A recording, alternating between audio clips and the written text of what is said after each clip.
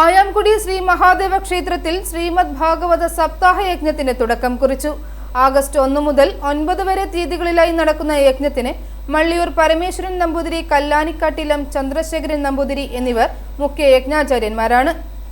അഷ്ടമംഗല ദേവപ്രശ്ന പരിഹാര ക്രിയകളുടെ ഭാഗമായി ഓഗസ്റ്റ് 3 മുതൽ 9 വരെ തീയതികളിൽ അഷ്ടദ്രവ്യ ഗണപതി ഹോമം, മൃത്യുഞ്ജയ ഹോമം, ശ്രീ രുദ്രധാര, ത്രികാല പൂജ, മഹാസുദർശന ഹോമം, കലശപൂജകൾ, ബ്രഹ്മകലശാഭിഷേകം, തിലഹോമം, ശുദ്ധിക്രിയകൾ തുടങ്ങിയ വിശേഷങ്ങൾ പൂജകൾ നടക്കും. തിരുവായാങ്കുടി മഹാദേവ ക്ഷേത്രത്തിൽ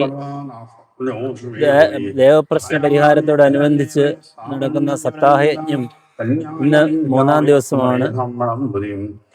മറ്റന്നാൾ രാവിലെ 10 മണിക്ക് ശ്രീകൃഷ്ണാവതാരം പാരായണവും പ്രഭാഷണവും, അതിന്റെ പിറ്റേ ദിവസം 11 മണിക്ക് രുക്മിണി സ്വയംവരവും ആണ്. അതുപോലെ 8-ാം തീയതിയാണ് ഈ യജ്ഞം സമാപിക്കുന്നത്.